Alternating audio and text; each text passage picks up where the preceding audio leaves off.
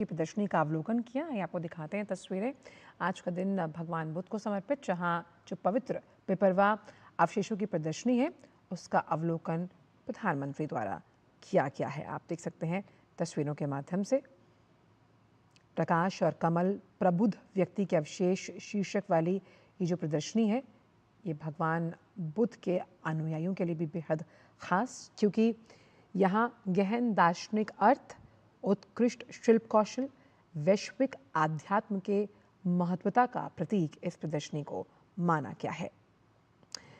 प्रदर्शनी में 6वीं शताब्दी ईसा पूर्व से लेकर वर्तमान तक की कई वस्तुएं शामिल हैं, जिसमें मूर्तियां, पांडुलिपियां और अनुष्ठानिक वस्तुएं भी शामिल की गई हैं। आप देख सकते हैं भगवान बुद्ध शांति का संदेश देते हुए, और उस लिहाज से सांस्कृतिक धरोहर और विरासत के प्रतीक को जब हम समझते हैं तो पवित्र पिपरवा अवशेषों की भव्य अंतर्राष्ट्रीय प्रदर्शनी का उद्घाटन हो चुका है, अवलोकन हो चुका है प्रधानमंत्री के कर कमलों द्वारा।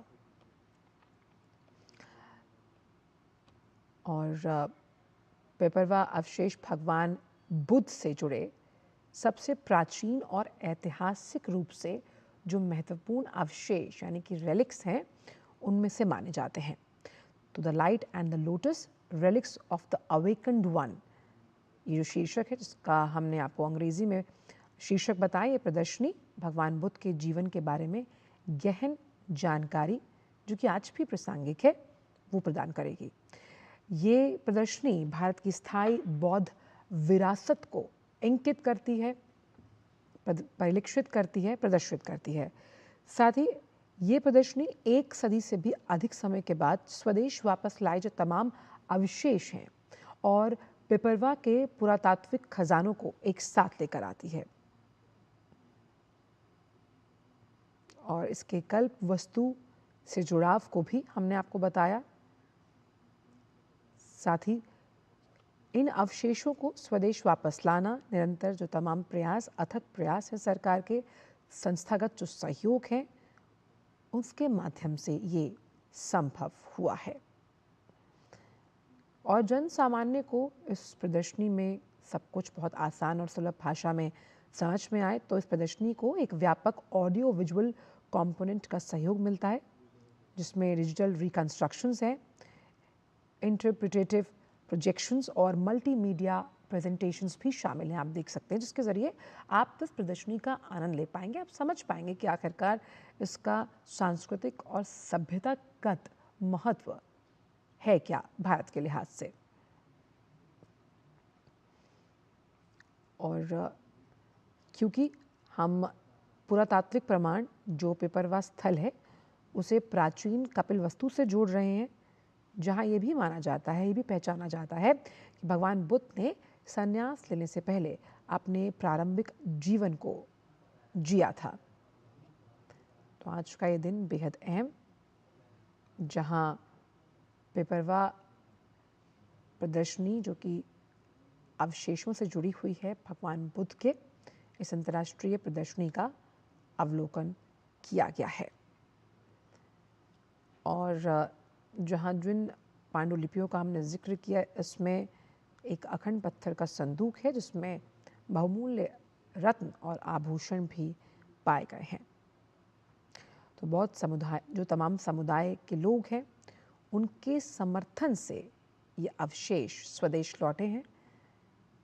तो विरासत को संजो कर रखना जो प्रधानमंत्री की शुरू से कोशिश रही है, उस कोशिश की कड़ी में ये एक और स्वर्णिम अध्याय है, क्योंकि भारत की आध्यात्म विरासत और बौद्ध धर्म को किस तरह से इसकी महत्वता प्रासंगिक है, और आज के इस युग में भी बुद्ध से जुड़े उनके वचन, उनके कथन लोग आज भी मानते हैं।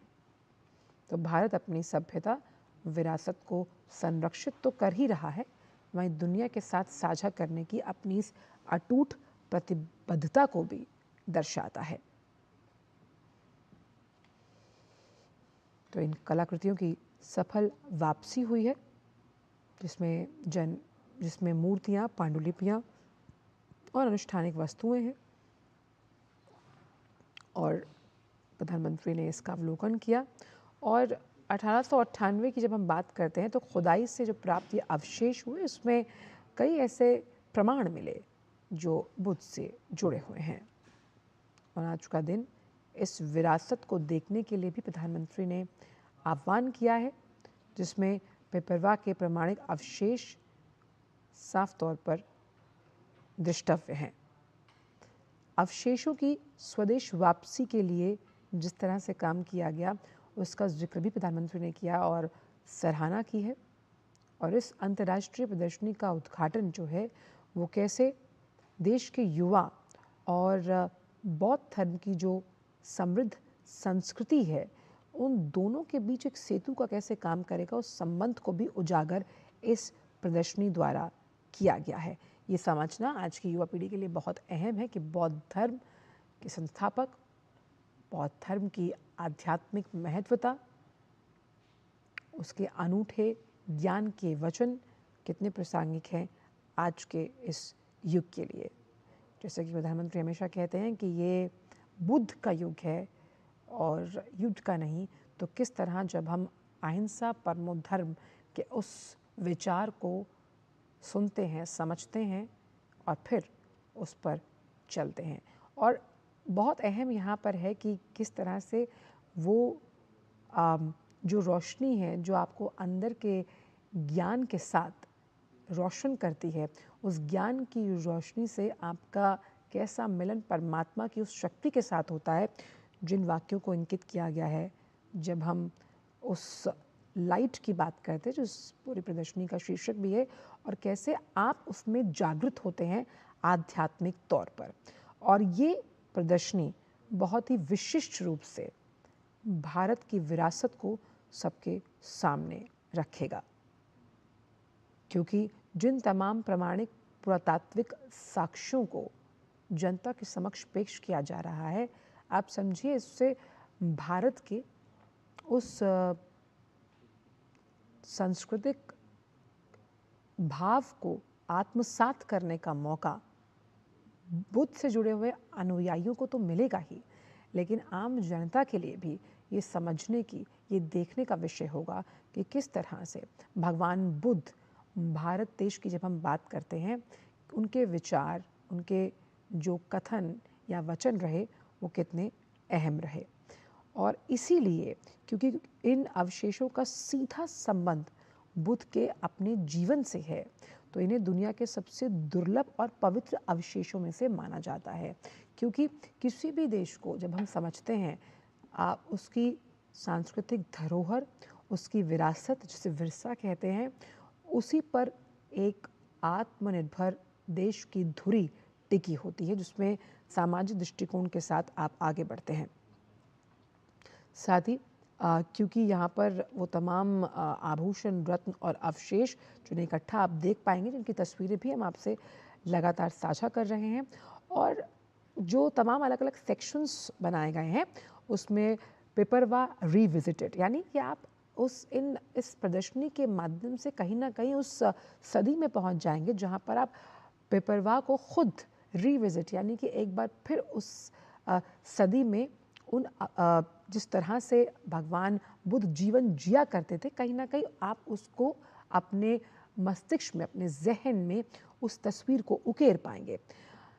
बुद्ध के जीवन की क्योंकि यहाँ झलकियाँ हैं, उनकी शिक्षाओं को कला के माध्यम से अभिव्यक्ति दी गई, तो आप सोचिए जब इस तरह की प्रदर्शनी आप देखते हैं तो जहन में कई ऐसे सवाल और कई ऐसे चित्र उभर कर आते हैं कि उस समय किस तरह से हुआ होगा। आप इन रत्न और आभूषणों से भी पहचान कर पाएंगे कि किस तरह से उस ज़माने में या उस समय जब भगवान बुद्ध अपने जीवन काल का जीवन यापन किया करते होंगे, तो किस तरह से वो जीवन जिया जाता होगा। और साथ ही साथ सीमाओं के पार बौद्ध कला का ये प्रसार और सांस्कृतिक धरोहरों की वापसी, ये अथक प्रयास प्रधानमंत्री हमेशा से करते आए। आप देखिए इस प्रदर्शनी में जैसा कि मैंने आपको बताया था कि आप वीडियोस के माध्यम से भी समझ पाएंगे किस तरह से जो बौद्ध वचन है, बौद्धिक जो कला है, आप तमाम इन मोतियों के नाम सीख सकते हैं। गोमेद है, पुखराज है, उसमें माणिक है, जो उस समय के मोती थे जिसके ज़रिए आप समझ पाएंगे उस वक्त किस तरह का रत्न और आभूषण भारत में प्राप्त या मिलता था। पेपरवा रिविजिटेड आपने देखा कि प्रधानमंत्री उस सेक्शन में भी इन अनुभवों को आत्मसात करते हुए नजर आ रहे हैं। प्रदर्शनी का शीर्षक प्रकाश और कमल, जागरूक व्यक्ति के विशेष, the awakened one, the awakened soul, कि किस तरह से आपका जो अंतर मन है वो जागृत होगा आध्यात्मिक, दार्शनिक, बौद्धिक और भक्ति के लिहाज से। साथ ही सबसे अच्छी चीज़ अपने दर्शकों को हम बताएं कि आज की पीढ़ी और आम लोगों को कैसे बुद्ध की शिक्षाओं से जोड़ा जाएगा। और इस प्रदर्शनी में जिस तरह से आप इस ऑडियो विजुअल माध्यम को देख पा रहे हैं, ये हाईटेक है और इसका इस्तेमाल किया गया जिसमें तमाम डिजिटल रिकंस्ट्रक्शंस हैं। आप उस रूपांतरण से देख पाएंगे कि उस समय क्या हुआ होगा और मल्टीमीडिया प्रेजेंटेशंस के ज़रिए भी दर्शकों को साफ तौर पर लगेगा कि वो उसी दौर में वापस पहुंच गए जिस दौर का जिक्र यहाँ किया जा रहा है। Revisiting the old times of पेपरवा, साफ तौर पर ये अलग सेक्शन है जहां आप उसी दौर में पहुंच जाएंगे समझने के लिहाज से। साथ ही प्रोजेक्शन और डिजिटल तकनीक के माध्यम से तमाम जो पेपरवा के अवशेष है उसकी खोज की पूरी कहानी है और इस quest of awakening of soul को हम यहाँ समझ पाएंगे। साथ ही साथ बौद्धिक कला परंपराओं की सुलभ और गहरी जानकारी यहाँ प्राप्त होती है कि कैसे जो तमाम अथक प्रयास सरकार द्वारा किए गए, संस्थागत सहयोग मिला जिसकी वजह से इस विरासत को सहेजने में हमें मदद मिली है। और इसीलिए इसको हम घर वापसी कह सकते हैं, द होम कमिंग। और ये घर वापसी जो है वो 127 वर्ष बाद हुई है जहां हम ज्ञान के इस पूरे विरासत को सहेज कर संजो कर रखने की बात कर रहे हैं। इन अवशेषों की वापसी जहां एक धार्मिक धुरी को तो मजबूत कर ही रही है, वहीं सांस्कृतिक लिहाज से भारत को वैश्विक स्तर पर भी एक अलग ही प्रभाव और पहचान दे रही है। क्योंकि पब्लिक प्राइवेट पार्टनरशिप और निरंतर जो तमाम कोशिशें संस्थाओं और सरकार द्वारा की गई, इन बेशकीमती जो धरोहर हैं उन्हें भारत वापस लाना मुमकिन हो पाया। और ये प्रदर्शनी आप इसको ऐसे भी देखिए कि खाली इतिहास को समझने का मौका नहीं है, बल्कि आज की जो बुद्ध से जुड़ी हुई शिक्षाएं हैं उसे आज के समय में वो कितनी प्रासंगिक हैं और उन्हें महसूस करने का एक बहुत बड़ा जीवंत मंच भी प्रदान करेगी ये प्रदर्शनी। और उस लिहाज से आप समझिए कि कैसे आज के युग में आज के युवाओं को बुद्ध से जोड़ने में ये प्रदर्शनी किस तरह सेतु का काम करेगी, जहां हम भगवान बुद्ध से जुड़े सबसे प्राचीन और ऐतिहासिक रूप से जो उनके अवशेष हैं उन्हें लोगों के सामने रख रहे हैं। लोग उसका प्रत्यक्षदर्शी के तौर पर दर्शन कर पाएंगे और समझ पाएंगे कि आखिरकार ये कितना अहम हो जाता है। तो बुद्ध की शिक्षाओं और भारत की सभ्यतागत परंपरा पर केंद्रित ये अंतर्राष्ट्रीय पेपरवा अवशेषों से जुड़ी प्रदर्शनी, जहां भारत की अमूल्य विरासत की संरक्षण की बात की जा रही है और कैसे इस अमूल्य संरक्षण की बदौलत वैश्विक सम्मान की ओर लगातार सरकार बढ़ रही है, अपनी इस प्रतिबद्धता को भी दर्शा रही है कि किस तरह से अपनी विरासत को संजोने में सरकार कटिबद्ध है और प्रतिबद्धता को दर्शाती है। और इस प्रदर्शनी को बड़े विषयगत ढंग से सजाया गया है, जहां आप इसमें सांची स्तूप से प्रेरित एक व्याख्यात्मक संरचना को देख पाएंगे। साथ ही जो बुद्ध के जीवन में ऐसी कई घटनाएं घटी जो उनके लिए बहुत बड़ा बदलाव का कारण बनी, जहां वो यथार्थ को समझ पाए, अर्थ को परिभाषित कर पाए, जीवन के उन मूल्यों को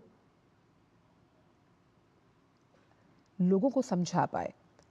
उसकी अभिव्यक्ति इस प्रदर्शनी में अलग अलग माध्यमों से दिखाई गई है और लोगों को समझाने के लिए आसान भाषा का, जिसमें हम डिजिटल पुनर्निर्माण के साथ साथ मल्टीमीडिया की तमाम प्रस्तुतियाँ यहाँ देख पा रहे हैं और इस पूरी विविध कला को बहुत ही सरल और प्रभावी रूप में प्रस्तुत करने के माध्यम से ये मंच अत्यंत लाभकारी साबित होने वाला है। और आप समझिए कि इस तरह की जो इतिहास से जुड़ी हुई तमाम स्थल होते हैं वो आपको भारत के उस रूप, उस भव्य स्वरूप से मिलवाते हैं जो आज का युवा अगर कहीं भूल भी रहा है तो युवाओं को अपनी संस्कृति और भारत के संगम के साथ जोड़ने के लिहाज से ये एक अहम कदम माना जाता है। तो आज जिस तरह इस बेपरवाह अवशेषों की अंतर्राष्ट्रीय प्रदर्शनी का उद्घाटन किया गया और विश्व के बौद्ध समुदाय इन अवशेषों को विशेष सम्मान देते हैं। साथ ही ये आयोजन जो है वो देश के सांस्कृतिक और कूटनीतिक इतिहास के लिहाज से भी एक महत्वपूर्ण क्षण जो हमेशा यादगार रहेगा, क्योंकि जब हम बौद्ध धर्म की बात करते हैं, बौद्धिक शिक्षाओं का जिक्र किया जाता है जिसमें निहित शांति, करुणा और ज्ञान है, जहाँ सार्वभौमिक जो मूल्य हैं उन्हें बढ़ावा देने के लिए निरंतर प्रयास किए जा रहे हैं। वसुधैव कुटुंबकम की भावना को भी कहीं ना कहीं शक्ति मिलती हुई नजर आती है, क्योंकि इसी भाव के साथ भारत लगातार आगे बढ़ता हुआ, जिस विश्व गुरु का जिक्र हम करते हैं, और भारत हमेशा से शांति का वाहक, शांति के संदेश के साथ आगे बढ़ता हुआ, और यही बौद्धिक शिक्षा का सबसे बड़ा मूल मंत्र माना गया है। तो 19वीं शताब्दी में खोजे गए पेपरवाह अवशेषों को शाक्य वंश द्वारा प्रतिष्ठित किया गया था और आज इन अवशेषों से संबंधित महत्वपूर्ण प्राचीन वस्तुओं का जिस तरह से प्रदर्शन किया जा रहा है, तो ये इतिहास और संस्कृति के लिहाज से एक स्वर्णिम अध्याय, एक ना भूलने वाला गौरवशाली पल, जब हम बुद्ध के इन पेपरवाह से जुड़े हुए जो अवशेष हैं उनको हम भारत लाए, संरक्षित किया, संग्रहित किया, संजोया और आज वो प्रदर्शनी के रूप में उसका अवलोकन किया गया है। और ये जब जनमानस के लिए जैसे खोला जाएगा तो कैसे बौद्धिक कला का प्रदर्शन है, बौद्ध वचनों का, बौद्ध आध्यात्म का, इसमें एक अनूठा संगम देखने को मिल रहा है। प्रधानमंत्री ने इस अंतर्राष्ट्रीय प्रदर्शनी का वो अवलोकन कर रहे हैं, समझ रहे हैं, देख पा रहे हैं, क्योंकि ये भारत के, जब हम इतिहास की बात करते हैं और भारत का इतिहास जो है उसकी पाचन शक्ति अपार है। उसकी पाचन शक्ति इसलिए अपार है क्योंकि इसमें बहुत सी कलाएं, बहुत से धर्म, आध्यात्म और ऐसी बहुत सारी विरासतें हैं जिन्हें लेकर भारत की संस्कृति आगे बढ़ती है। 1 सदी से भी ज़्यादा समय के बाद ये तमाम वस्तुएं स्वदेश लाई गई। सोचिए, ये होम कमिंग है, यानी ये चीज़ें हमारे देश में नहीं थी। तमाम जो विरासत से, हमारे विरसे से जुड़ी हुई थी, जो हमारे सभ्यता और संस्कृति का एक अहम प्रतीक मानी गई, उनका घर आना, कितनी खुशी होती है कि जो आपका अपना है, जो आपके साथ जुड़ा हुआ है, वो वापस आया है। और इसीलिए हमने देखा कि ये पल भारत के लिए भी गौरवपूर्ण है कि अपनी विरासत को संजोने के लिए, संरक्षित करने के लिए, संग्रहित करने के लिए तमाम प्रयास फलीभूत हो रहे हैं। और इस प्रदर्शनी के ज़रिए जिन प्राचीन वस्तुओं का प्रदर्शन किया जा रहा है, आज का जो युवा है या आज का जो युवा पीढ़ी है, उन तक बौद्ध कला, बौद्ध आध्यात्म और इस स्पिरिचुअलिटी के साथ जोड़ने के लिहाज से भी ये प्रदर्शनी एक बहुत बड़ा मंच साबित होगी। खास तौर पर जो बुद्ध के या बौद्ध धर्म के महान विचार हैं, उन विचारों को अपने जीवन में उतारने का एक बड़ा माध्यम ये प्रदर्शनी साबित होगी आने वाले में समय में। आज का दिन बेहद अहम, जहां पवित्र पिपरवा अवशेषों की भव्य प्रदर्शनी का उद्घाटन किया गया है। और इस प्रदर्शनी की जब हम बात करते हैं, कितना अच्छा इसका शीर्षक, जागृत व्यक्ति के अवशेष, यानी बुद्ध को आज भी अवेकन्ड सोल माना जाता है। एक ऐसी आत्मा जिसका आध्यात्मिक तौर पर जो चेतन है वो हमेशा से कॉन्शियस रहा, और इसी कॉन्शियसनेस को कैसे विचारों और आचारों में ढाला गया और कैसे एक व्यक्तित्व का निर्माण किया जाता है। आपकी पर्सनालिटी में बहुत सारे ऐसे गुण हैं जो इस तौर पर अंकित होते हैं कि बौद्ध धर्म में जहाँ शांति, करुणा, सबको साथ लेकर चलने का भाव है, और भारत के जनमानस और जन भागीदारी की जब हम बात करते हैं तो वो भी इससे जुड़ी हुई समझ में आती है। तो भगवान बुद्ध के जो पवित्र अवशेष, पेपरवा से जुड़े हुए अवशेष, उनका आज उस प्रदर्शनी में उन्हें रखा गया है और इसका अवलोकन प्रधानमंत्री द्वारा किया गया है। और काफ़ी समय के बाद इन अवशेषों का यहाँ वापस आना विरासत को संजोने के लिहाज से बहुत अहम दिन। आज तपस्या और ज्ञान, करुणा से ओतप्रोत महात्मा बुद्ध और इसी करुणामयी विचारों को भी हम आज यहाँ पर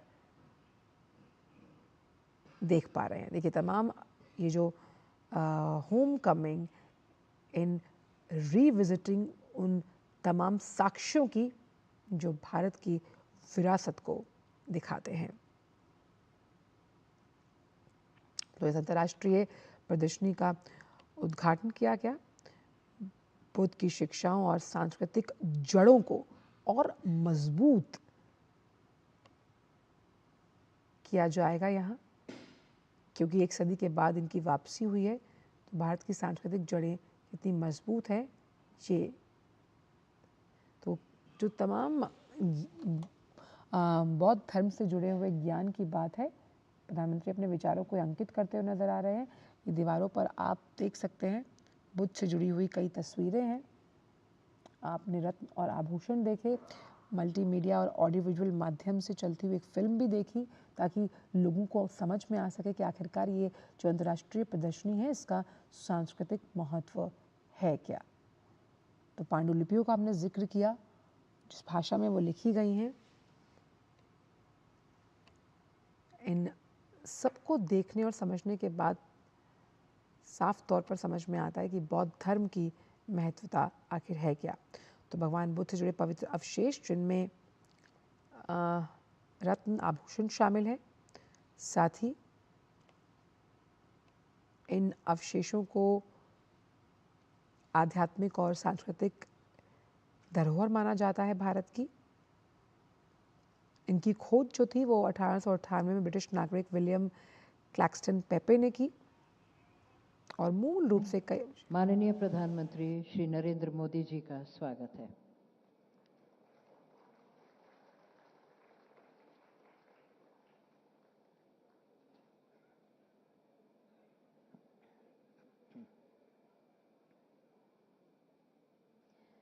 नमस्कार।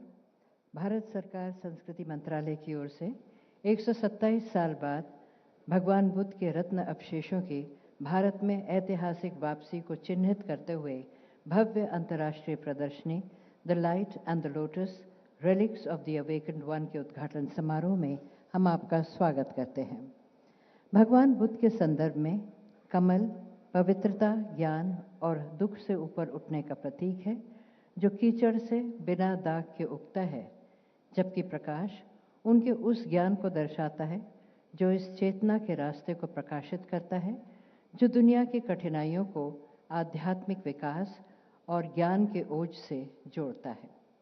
सर्वप्रथम मैं केंद्रीय संस्कृति एवं पर्यटन मंत्री श्री गजेंद्र सिंह शेखावत से अनुरोध करती हूँ कि आप कृपया अपने स्वागत उद्बोधन के लिए पधारें।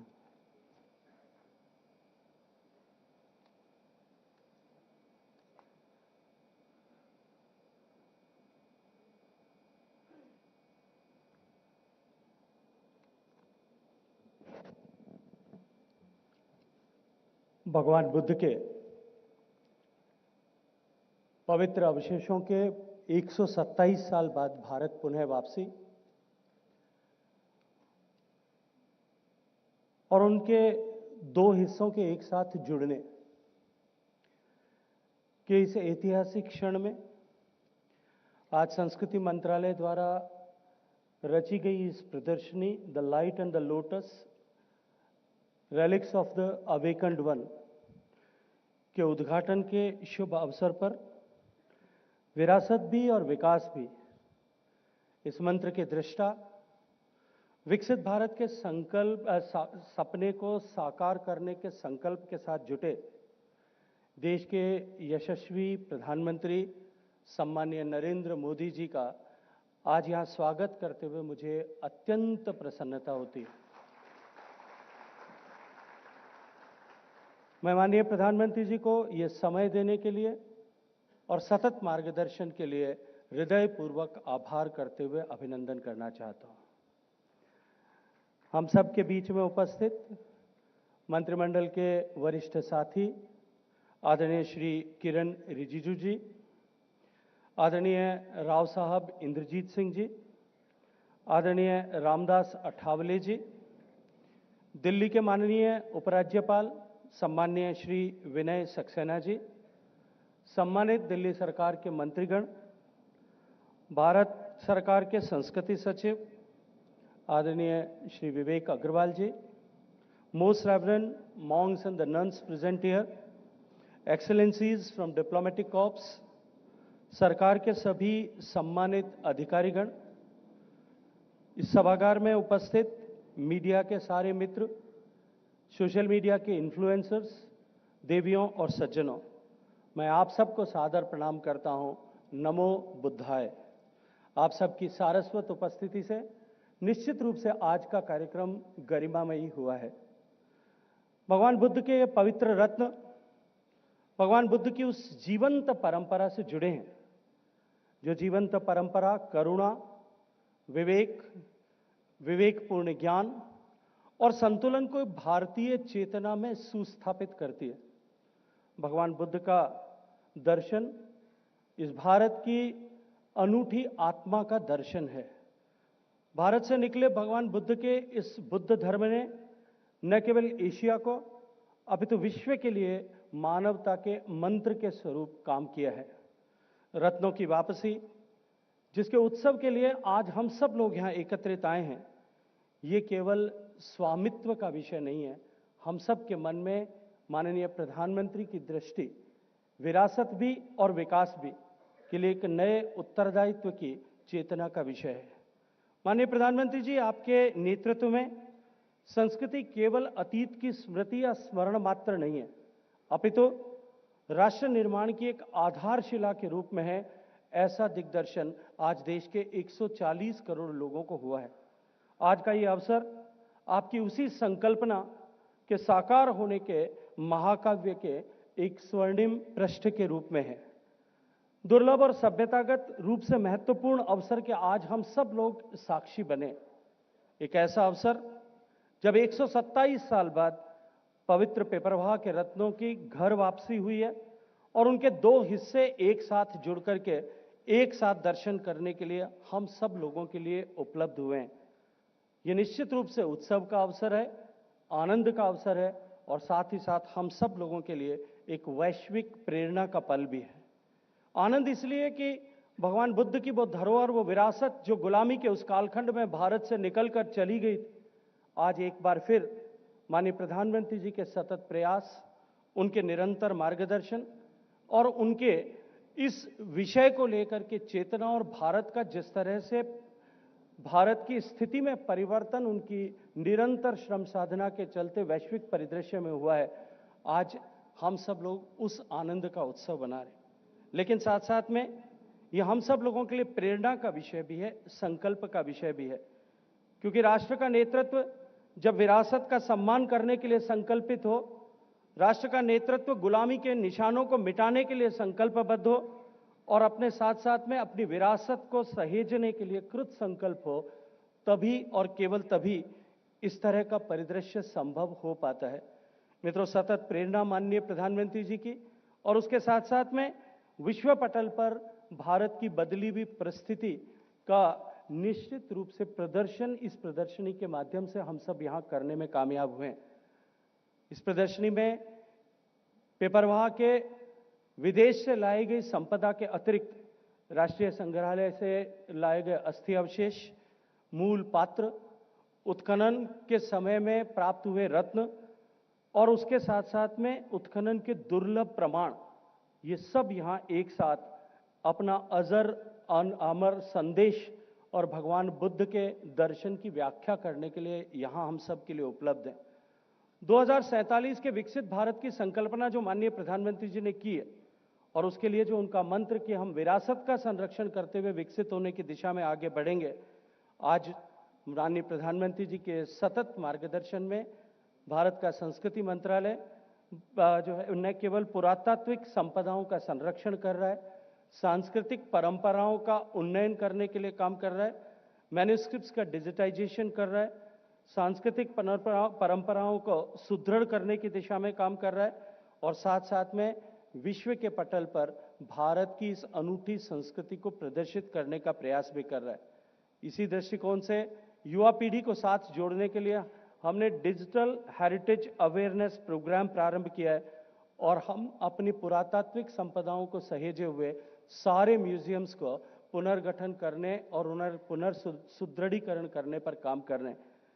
साथियों, मैं अत्यंत गर्व के साथ में माननीय प्रधानमंत्री जी को हृदयपूर्वक अभिनंदन, आभार 140 करोड़ लोग भारतवासियों की तरफ से ज्ञापित करना चाहता हूं, क्योंकि आज का ये पल निश्चित रूप से चाहे किसी भी मान्यता को मानने वाले लोग होंगे, किसी भी आस्था के या पूजा पद्धति का पालन करने वाले लोग होंगे, हम सब भारतीयों के लिए सामूहिक रूप से एक गर्व का विषय है और ये गर्व और आनंद का विषय माननीय प्रधानमंत्री जी की सतत प्रेरणा और मार्गदर्शन के बिना संभव नहीं था।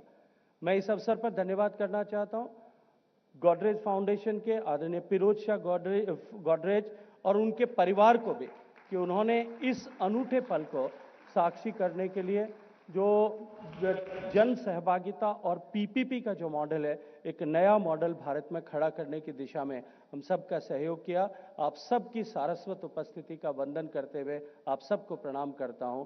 नमो बुद्धाय।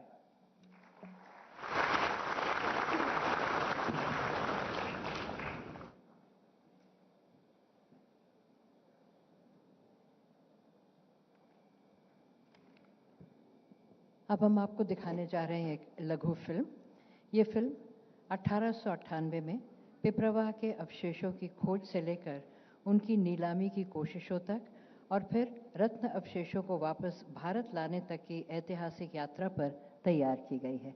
आइए देखते हैं।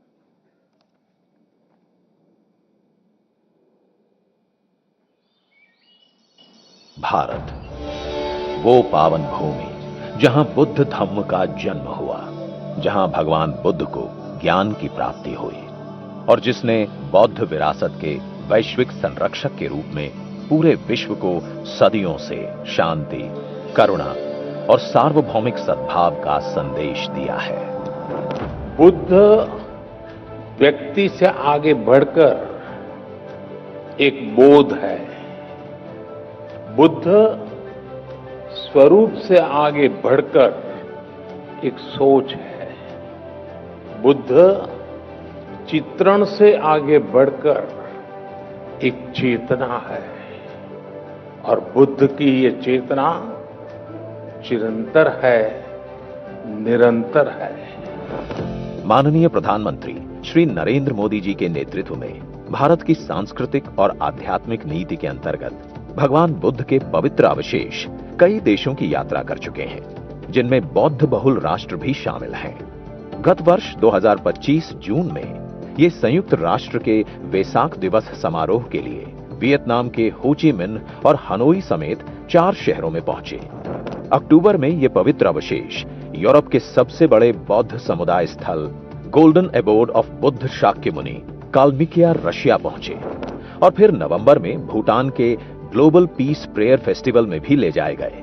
इसके पहले ये पवित्र अवशेष मंगोलिया, थाईलैंड और श्रीलंका समेत अन्य देशों में भी ले जाए गए हैं। ये अवशेष जहां जहां पहुंचे, वहां पूर्ण श्रद्धा के साथ अंतर्राष्ट्रीय सद्भावना, सौहार्द और रिश्तों के गहरे तार जोड़े और वैश्विक मंच पर भारत की भूमिका को सुदृढ़ किया।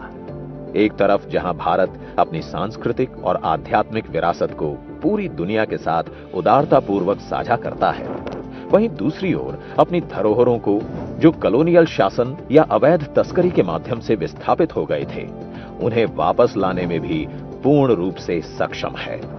माननीय प्रधानमंत्री श्री नरेंद्र मोदी जी के दूरदर्शी नेतृत्व में भारत ने अपनी खोई हुई विरासत को वापस लाने के लिए एक संकल्पित राष्ट्रीय अभियान शुरू किया। अपनी G20 अध्यक्षता के दौरान इस प्रतिबद्धता ने एक सशक्त वैश्विक स्वर पाया। पिछले एक दशक में ही भारत ने विभिन्न देशों से 642 प्राचीन वस्तुओं की सफलतापूर्वक घर वापसी की है, जो कि एक ऐतिहासिक उपलब्धि है। देश के धरोहरों की वापसी और प्रत्यर्पण भारत की सांस्कृतिक नीति का एक प्रमुख स्तंभ बन गया है और मजबूत राजनीतिक संकल्प के माध्यम से आगे बढ़ाया जा रहा है। दुनिया ने 2025 में इस नीतिगत संकल्प का प्रत्यक्ष अनुभव किया। अप्रैल 2025 संस्कृति मंत्रालय को सॉथबीज हांगकांग में पिपरवा के पवित्र रत्न अवशेषों की नीलामी लिस्ट में शामिल होने की खबर मिली। भारत ने तुरंत कदम उठाया। संदर्भ है 1898 का, जब ब्रिटिश इंजीनियर विलियम क्लैक्सटन पेपे को एक आम खुदाई में अप्रत्याशित रूप से स्वयं भगवान बुद्ध के अवशेष मिले। इनमें शामिल थे रत्न अवशेष, जिसका एक भाग पेपे परिवार ने अपने साथ रखा और बाकी कोलकाता के इंडियन म्यूजियम में संरक्षित रहे। यही रत्न अवशेष पेपे परिवार द्वारा 7 मई को सॉथबीज हांगकांग में नीलामी के लिए सूचीबद्ध किए गए थे।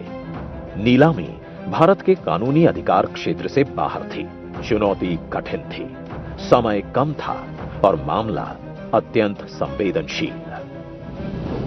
2 मई भारत के संस्कृति और पर्यटन मंत्री गजेंद्र सिंह शेखावत ने यह मुद्दा द्विपक्षीय बैठक के दौरान ब्रिटेन के साथ उठाया, लेकिन उन्होंने हस्तक्षेप करने में अपनी सरकार की असमर्थता व्यक्त की। 5 मई सॉथबीज हांगकांग को भारतीय कानूनों और अंतर्राष्ट्रीय अधिवेशनों का हवाला देते हुए नोटिस जारी किया गया। नोटिस में नीलामी को तत्काल रोकने, सार्वजनिक माफी, सभी दस्तावेजों और वस्तुओं का पूर्ण विवरण मांगा गया। 6 मई कानूनी प्रक्रिया और नैतिक दबाव के बाद सॉथबीज ने संस्कृति मंत्रालय के साथ चर्चा की। इस चर्चा में हमने जोर दिया कि बुद्ध के पवित्र अवशेष को मात्र वस्तुओं की तरह नहीं माना जा सकता। 7 मई परिणाम स्वरूप सॉथबीज ने नीलामी को स्थगित कर दिया।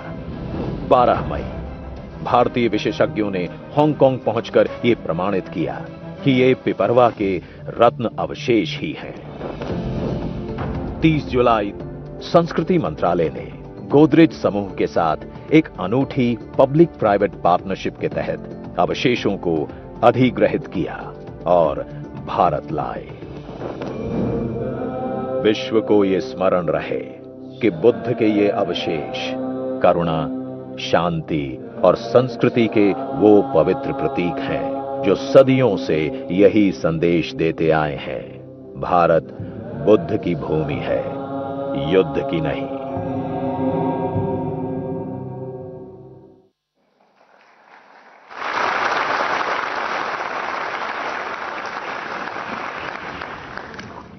माननीय प्रधानमंत्री के आगमन पर 2 ग्यालंग वादकों ने अपने वाद्य यंत्रों की मधुर धुन से अतिथियों का स्वागत किया।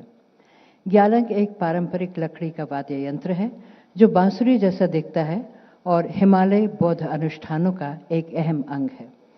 इस कार्यक्रम में ग्यालंग के स्वागत से लेकर मंत्रोच्चारण और सूत्रपाठ तथा समकालीन और पारंपरिक नृत्य जो अब प्रस्तुत किए जाएंगे, भगवान बुद्ध की शिक्षाओं और भारत की विविध बौद्ध परंपराओं को दर्शाता है।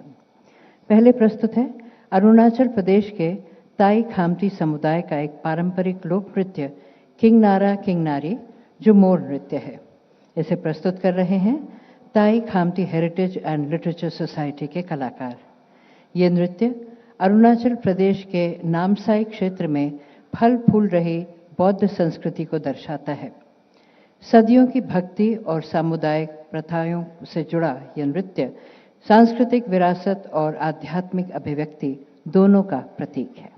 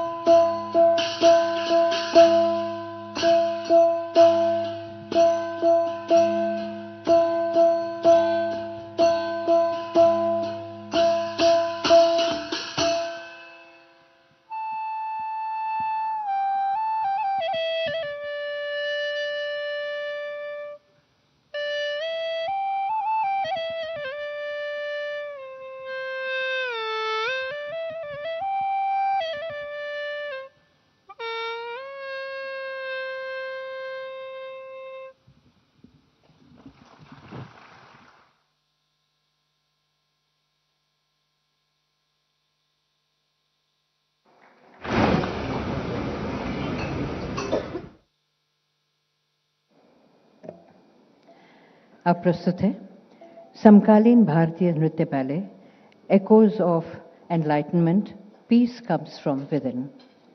संरचना सुप्रसिद्ध नृत्यांगना एवं कोरियोग्राफर संगीता शर्मा द्वारा की गई है। ये प्रस्तुति उनके प्रतिष्ठित समूह Anveshana society for performing arts Delhi द्वारा 11 नर्तकों के साथ प्रस्तुत की जाएगी। ये मौलिक नृत्य रचना बौद्ध दर्शन और सार्वभौमिक आध्यात्मिक मूल्यों से प्रेरित है, जो आत्मबोध और आंतरिक शांति की यात्रा को दर्शाती है। रचना को 3 खंडों आह्वान, अंतर्द्वंद और बोध में विभाजित किया गया है, जो स्थिरता से संघर्ष और अंततः आत्मिक जागरण की ओर ले जाती है। प्रस्तुति में मोहिनीआट्टम, ओडिसी और कथक जैसी शास्त्रीय नृत्य शैलियों को समकालीन नृत्य भाषा के साथ कुशलतापूर्वक पिरोया गया है। कल्लरीपयट्टू और छाऊ जैसे युद्ध कला तत्व अनुशासन और आंतरिक संघर्ष के प्रतीक हैं, जो अंततः संतुलन, शांति और आत्मिक सौम्यता में विलीन हो जाते हैं। Echoes of enlightenment, peace comes from with in.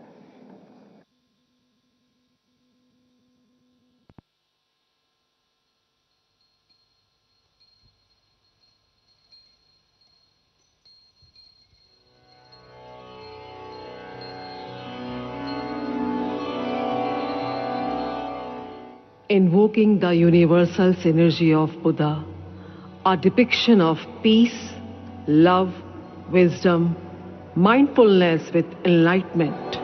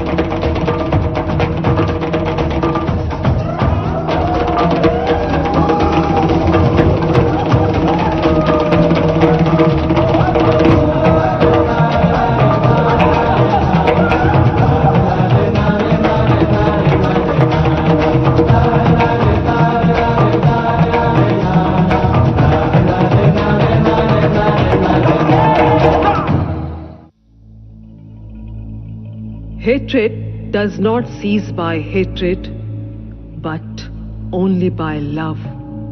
This is the eternal rule.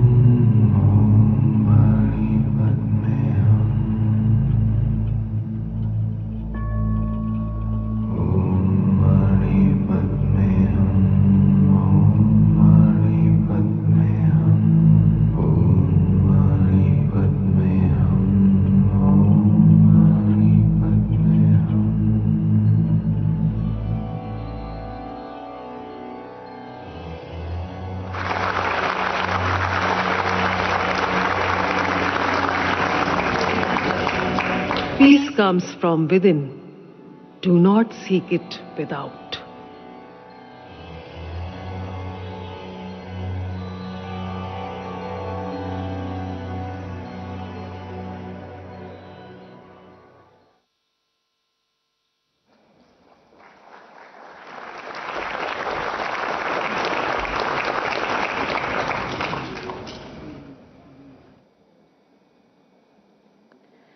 माननीय प्रधानमंत्री श्री नरेंद्र मोदी जी, माननीय संस्कृति एवं पर्यटन मंत्री भारत सरकार श्री गजेंद्र सिंह शेखावत और सांख्यिकी और कार्यक्रम कार्यान्वयन मंत्रालय स्वतंत्र प्रभार, योजना मंत्रालय स्वतंत्र प्रभार और संस्कृति मंत्रालय में राज्य मंत्री श्री राव इंद्रजीत सिंह से निवेदन है, आप कृपया मंच पर पधारें। संस्कृति सचिव श्री विवेक अग्रवाल से निवेदन है कि आप कृपया माननीय अतिथियों को लेकर मंच पर आएं।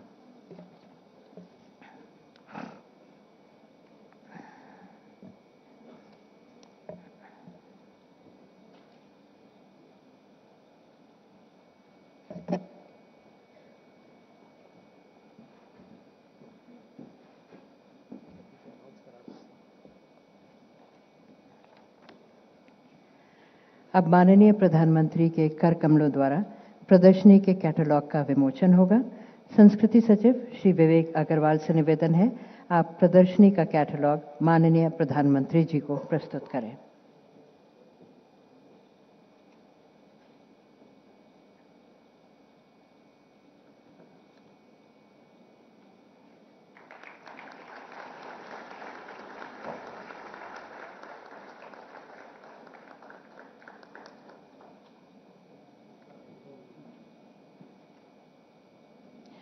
माननीय श्री गजेंद्र सिंह शेखावत और माननीय श्री राव इंद्रजीत सिंह जी से निवेदन है, आप कृपया सभागार में अपने स्थान ग्रहण करें।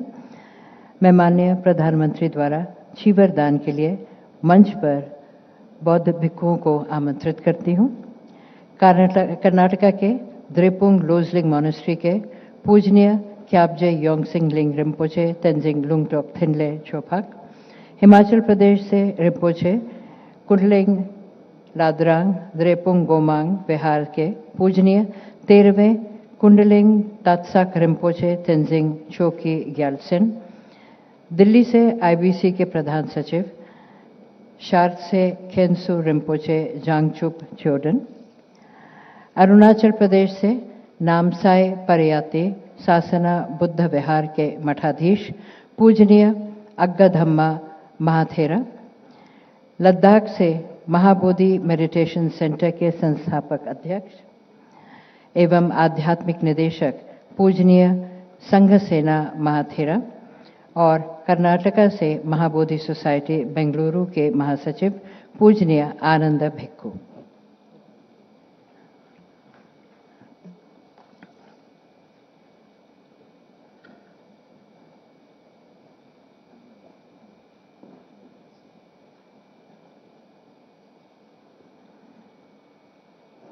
माननीय प्रधानमंत्री द्वारा चीवर दान।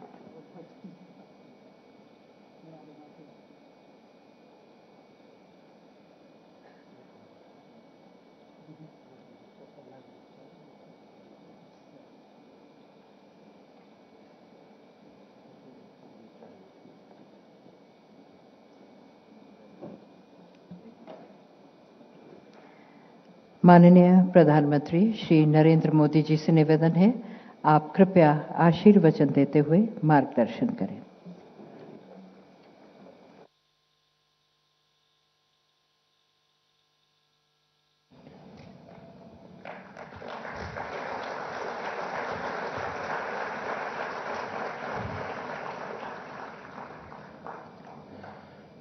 नमो बुद्धाय। केंद्रीय मंत्रिमंडल के मेरे सहयोगी गजेंद्र सिंह शेखावत जी, किरण रिजिजू जी, रामदास आठवले जी, राव इंद्रजीत जी,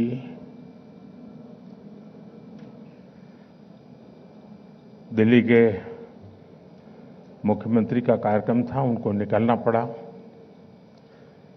और सभी मंत्रीगण के साथी दिल्ली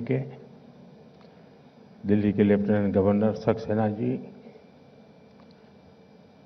एक्सेलेंसीज, डिप्लोमेटिक कम्युनिटी के सभी माननीय सदस्य, बुद्धिस्ट स्कॉलर्स, धम्म के अनुयायी, देवी और सज्जनों, 125 साल के इंतजार के बाद भारत की विरासत लौटी है, भारत की धरोहर लौटी है। आज से भारतीय जनमानस भगवान बुद्ध के इन पवित्र अवशेषों के दर्शन कर पाएगा, भगवान बुद्ध के आशीर्वाद ले पाएगा।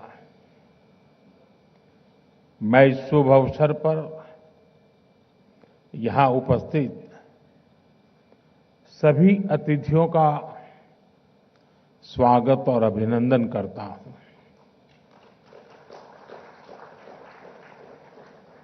इस पावन अवसर पर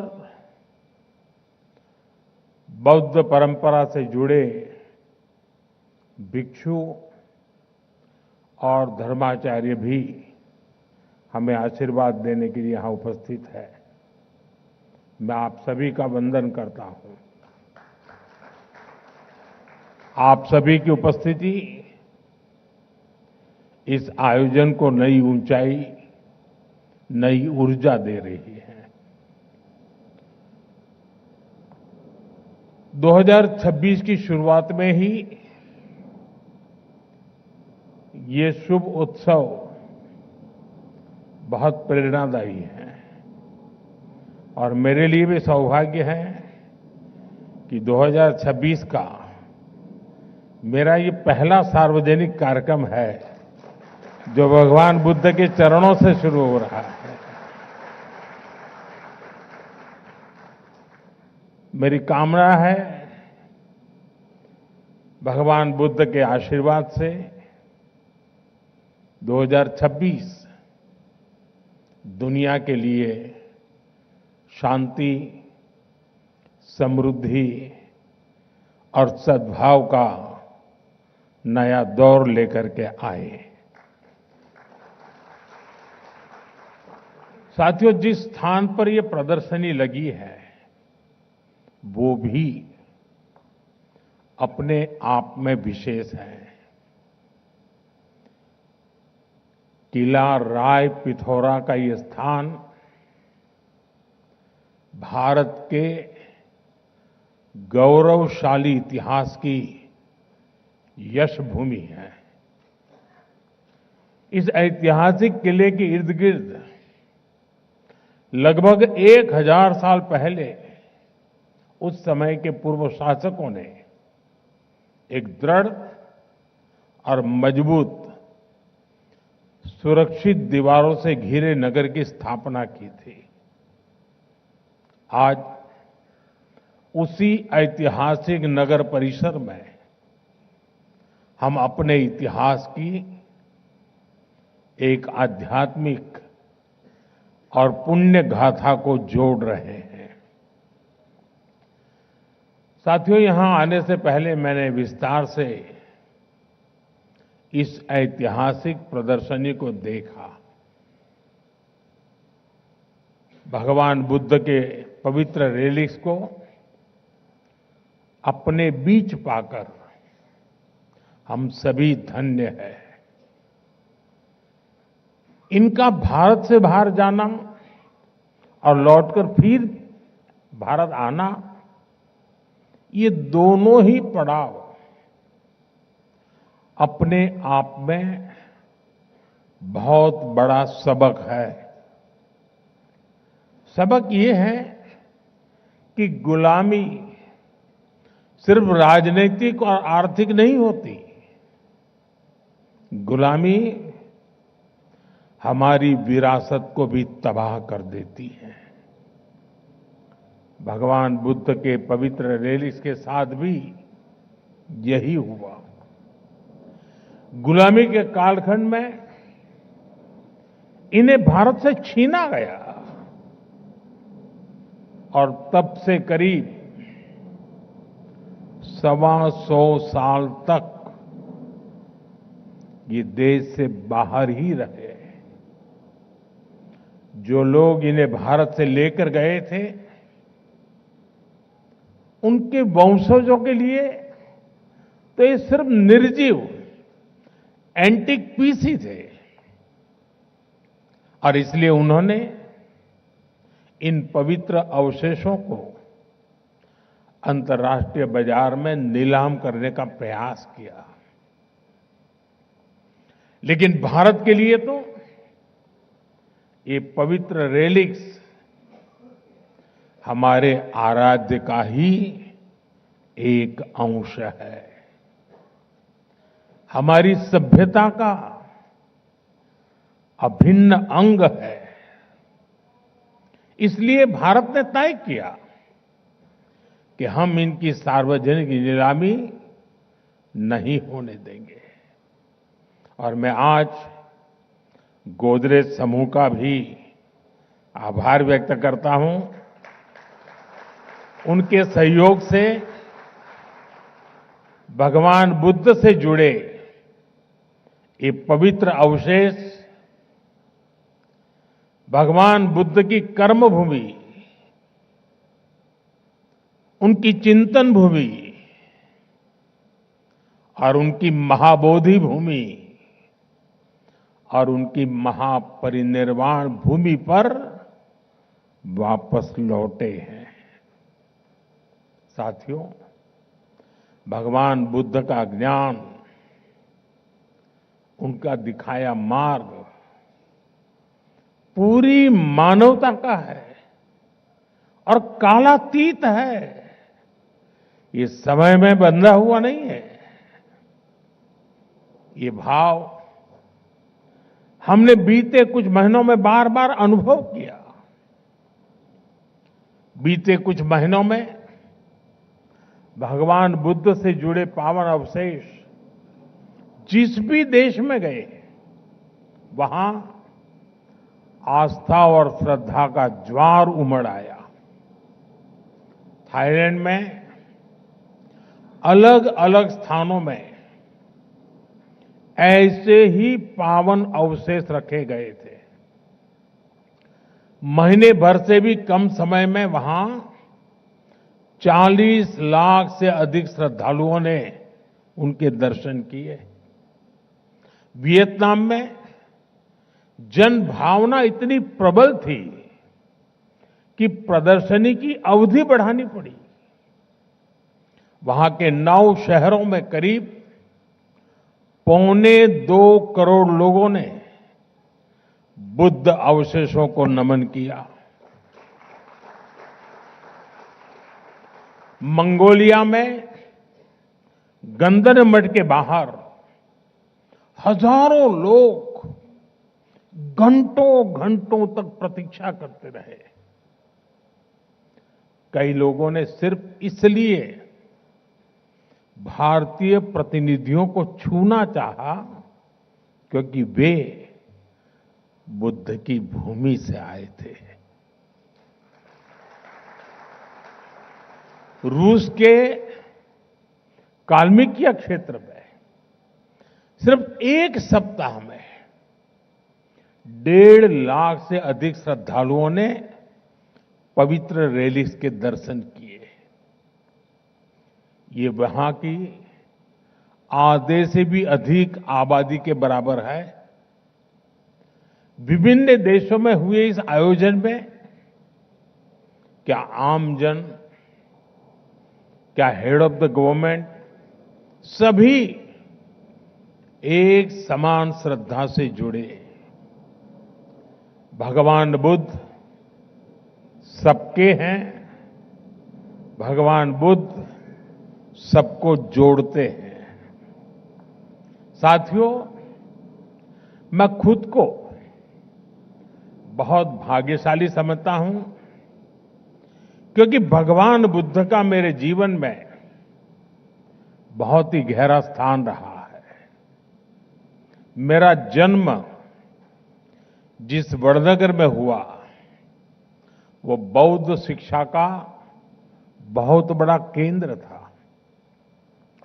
जिस भूमि पर भगवान बुद्ध ने अपने प्रथम उपदेश दिए, वो सारनाथ आज मेरी कर्म भूमि है।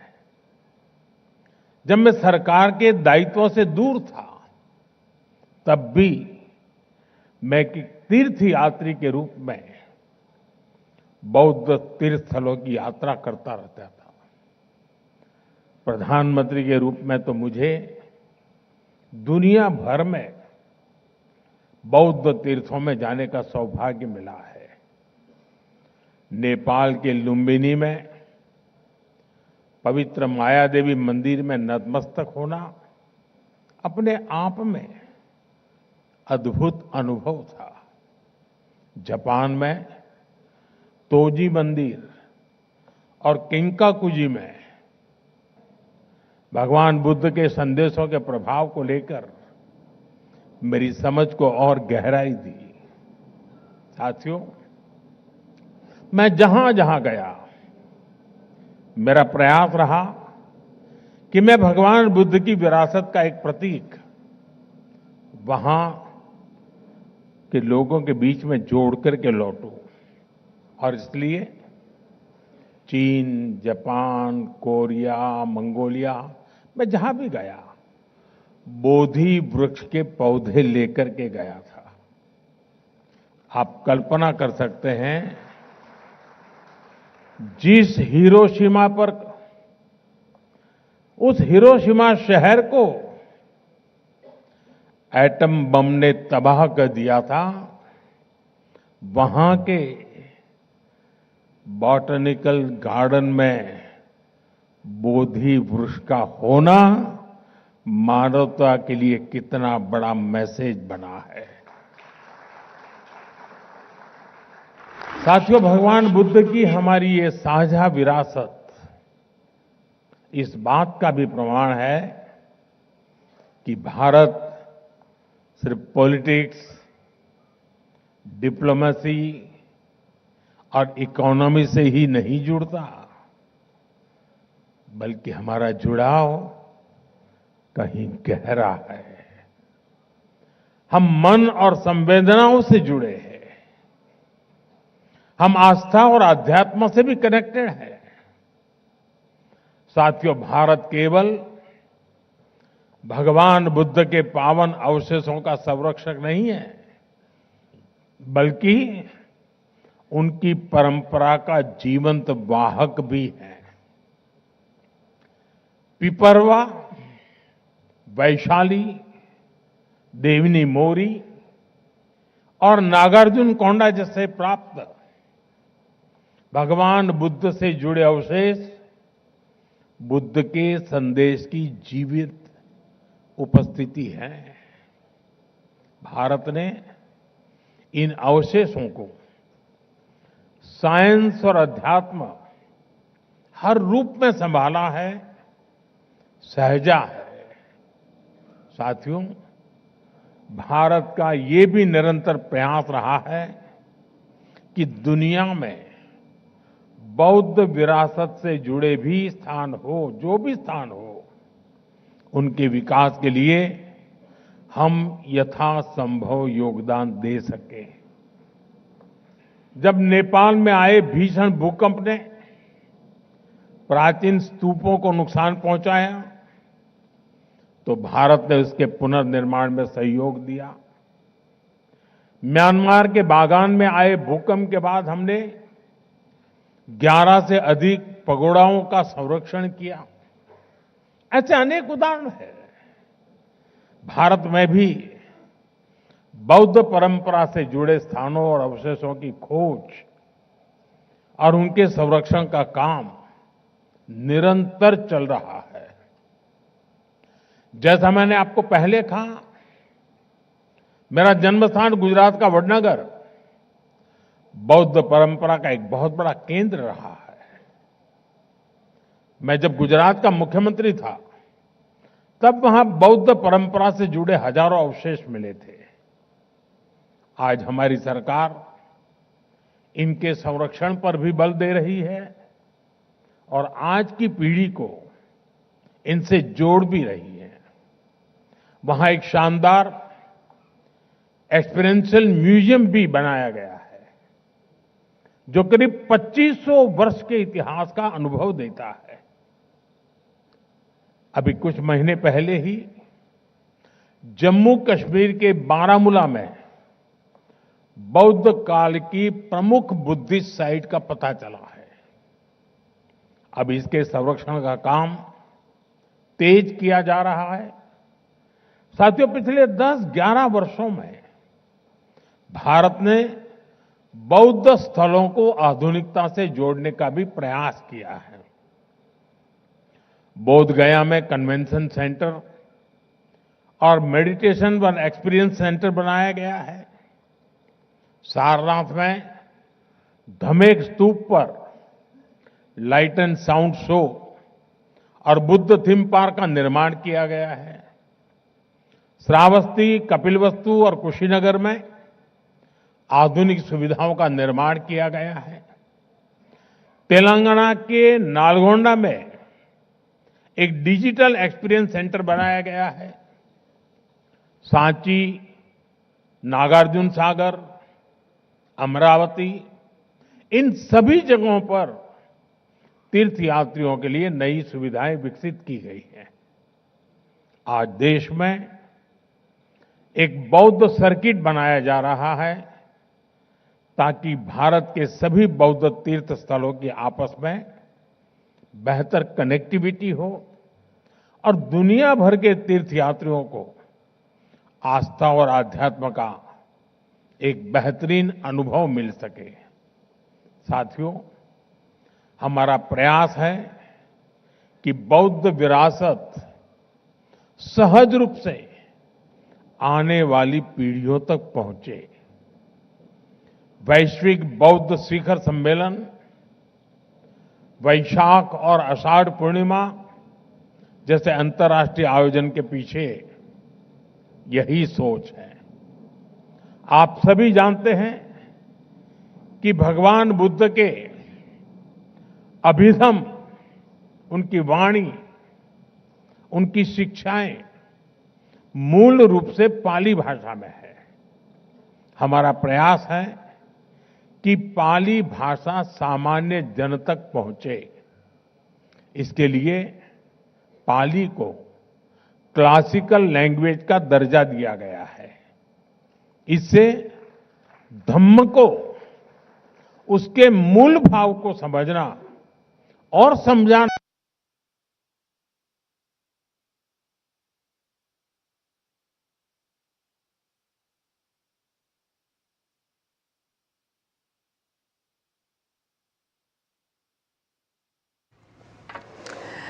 तो आप सुन रहे थे प्रधानमंत्री ने जिस तरह से पेपरवा जो अवशेष हैं उसके अंतर्राष्ट्रीय प्रदर्शनी का उद्घाटन किया और किस लिहाज से वहां प्रधानमंत्री ने कई अहम बातें इस मंच से साझा की हैं। जहां प्रधानमंत्री ने इस कार्यक्रम को संबोधित करते हुए कहा कि भगवान बुद्ध के तमाम जो वचन हैं, कथन हैं, वो आज भी कितने प्रासंगिक हैं, इसका जिक्र प्रधानमंत्री ने यहाँ पर किया। और साथ ही उन्होंने ये भी कहा कि कैसे इस कार्यक्रम को साल की शुरुआत में करना उनके सौभाग्य की तरफ इशारा करता है। उन्होंने साथ में ये भी इस पूरे कार्यक्रम को संबोधित करते हुए कहा, बड़ी बातों का जब हम जिक्र करते हैं, कि ये एक साझा विरासत का परिणाम है और भगवान बुद्ध के आशीर्वाद से ही 2026 दुनिया के लिए शांति, समृद्धि और सद्भाव का नया दौर लेकर आया है। साथ ही उन्होंने कहा कि किस तरह से भगवान बुद्ध सबके हैं और वो सबको जोड़ते हैं और किस तरह से ये युग बुद्ध का है। बुद्ध के विचार, उनके कथन, उनके प्रवचन जिस तरह से आज की पीढ़ी को उसके साथ जोड़ने के लिए ये प्रदर्शनी एक अहम मंच साबित होगी, क्योंकि संस्कृति को सहेज कर रखना, संरक्षित करना और साथ ही साथ अपनी धरोहर को जब हम वैश्विक पटल पर एक सम्मानजनक रूप में सामने लेकर जाते हैं। उन्होंने ये भी कहा कि मैंने विस्तार से इस ऐतिहासिक प्रदर्शनी को देखा और भारत के गौरवशाली इतिहास की भूमि की जब हम बात करते हैं तो कैसे कड़ी से कड़ी जुड़ती हुई नजर आती है। जिस स्थान पर ये प्रदर्शनी लगी है, उन्होंने कहा कि ये भारत के गौरवशाली इतिहास की भूमि है। उन्होंने कहा कि 2026 की शुरुआत अगर आज के इस अवलोकन से हो रही है तो ये पहला सार्वजनिक कार्यक्रम है प्रधानमंत्री का, उन्होंने कहा 2026 का, तो ये उत्सव शुभ है, प्रेरणादायी है। उन्होंने ये भी कहा कि करीबन 125 साल के इंतजार के बाद भारत की ये विरासत लौटी, ये धरोहर वापस भारत आई, जिसे हम होम कमिंग कह रहे हैं। हम पेपरवास से आए इन अवशेषों की रिविजिटिंग की बात कर रहे हैं। साथ ही उन्होंने कहा कि आज से भारतीय जनमानस भगवान बुद्ध के इन अवशेषों के दर्शन कर पाएगा। तो ये शुभ अवसर जो है वो बहुत प्रेरणादायी है, सद्भाव का नया दौर लेकर आया है। जब हम सबको साथ लेकर चलने की बात करते हैं, वसुदेव कुटुंबकम की ये भावना है।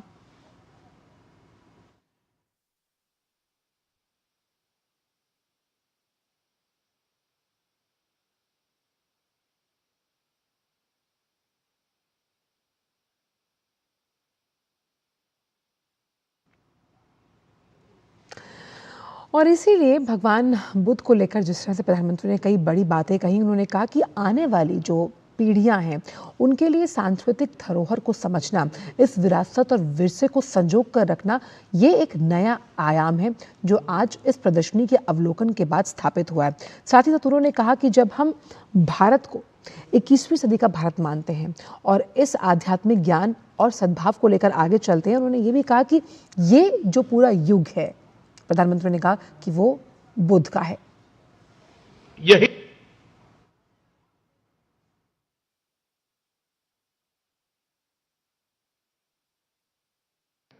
इसका हर दर्शक भी इसी प्रेरणा से जुड़ेगा।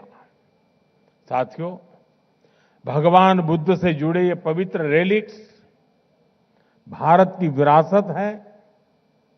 शताब्दी भर की प्रतीक्षा के बाद ये धरोहरें फिर से भारत लौटी है। इसलिए मैं देश भर के लोगों से भी कहूंगा कि वो इन पुण्य अवशेषों के दर्शन के लिए, भगवान बुद्ध के विचारों से जुड़ने के लिए एक बार यहां अवश्य आए। हमारे जो स्कूल के विद्यार्थी हैं, जो कॉलेज के स्टूडेंट्स हैं, जो युवा साथी हैं, जो बेटे बेटियां हैं, वो इस प्रदर्शनी को जरूर देखें। ये प्रदर्शनी हमारे अतीत के गौरव को हमारे भविष्य के सपनों से जोड़ने का बहुत बड़ा माध्यम है। मैं देश भर के लोगों से आग्रह करूंगा कि वो इस प्रदर्शनी में जरूर सहभागिता करें। इसी आग्रह के साथ एक बार फिर आप सभी को इस आयोजन के लिए मेरी ढेर सारी शुभकामनाएं। बहुत बहुत धन्यवाद। नमो बुद्धाय।